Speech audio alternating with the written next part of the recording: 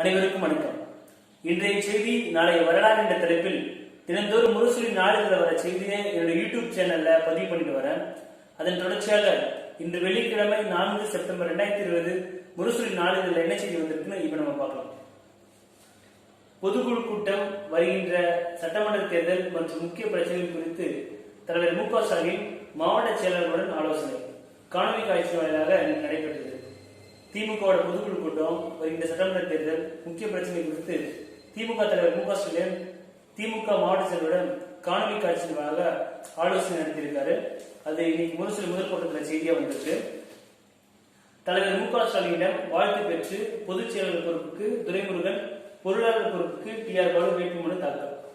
திமுக பொதுச் செயலாளர் பொறுப்பு காலியா இருக்கு நமக்கு தெரியும். அதே போல பொருளாளர் பொறுப்பும் காலியா இருக்கு. அந்த 2 பதவிகளுக்கும் துரைமுருகன் அவர்களும் டி.ஆர். பாலு அவர்களும் வேட்புமனு தாக்கல் பண்ணியிருக்காங்க. மற்ற யாரும் பண்ணல. அதனால எனக்கு தெரிஞ்சு அவங்க தான் போட்டியின்றி தேர்வு செய்யப்படும் நான் நினைக்கிறேன். கொரோனா எச்சரிக்கை என்ற தலைப்புல இன்னைக்கு முரசொலி 2ஆம் பக்கத்துல தலையணும். அப்புறம் திருவள்ளூர் தெற்கு மாவட்டத்துக்குடைய இளைஞரணி நிர்வாகிகளோட லிஸ்ட மாவட்ட செயலாளர் ஆவடி நாசர் அவர்கள் திமுக இளைஞரணி செயலாளர் உதயநிதி ஸ்டாலினிடம் வழங்கியிருக்காரு. முரசொலி சில நினைவலைகள் தொடர்ந்து 23வது நாளாக தொடர் கட்டுரை. மாணவர்களின் அழுத்தம் நீங்க நடவடிக்கை எடுப்பீர், கனிமொழி கருணாநிதி எம்பி வலியுறுத்தல். திமுக வர்த்தகரணி திருப்பூர் மாநகர அமைப்பாளர் நியமனம். திருப்பூர் வடக்கு மாவட்டம் திருப்பூர் மாநகர வர்த்தக அமைப்பாளராக நியமிக்கப்பட்ட ராஜபாண்டியன் தனது பொறுப்பிலிருந்து விலகிக் கொண்டதால் அவருக்கு பதிலாக திரு சே சுகுமார் என்பவர் திமுக வர்த்தகரணி திருப்பூர் மாநகர அமைப்பாளராக நியமிக்கப்பட்டிருக்காரு. அந்த செய்தி இன்னைக்கு முரசொலி 4ஆம் பக்கத்தில் வந்திருக்கு. கொரோனா பேரிடரிலிருந்து மீள வழியின்றி தடுக்கும் குடும்பங்களுக்கு செமஸ்டர் கட்டணம் செலுத்த கெடு விதித்து அறிவித்திருப்பது இதயமற்ற செயல் என அண்ணா பல்கலைக்கழகம் அறிவிப்பை திரும்ப பெற வேண்டும் என தலைவர் மு க ஸ்டாலின் அவர்கள் கேட்டுக்கொண்டுள்ளார்.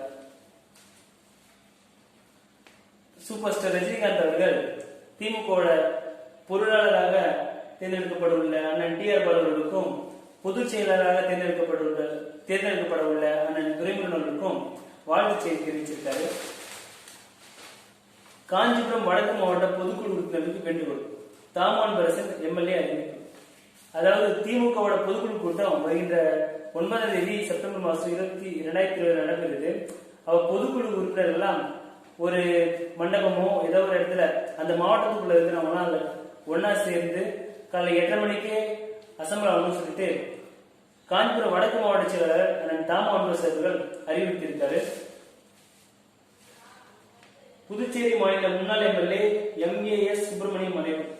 கழக தலைவர் மு க ஸ்டாலின் அவர்கள் இரங்கல் செய்தி தெரிவித்திருக்காரு.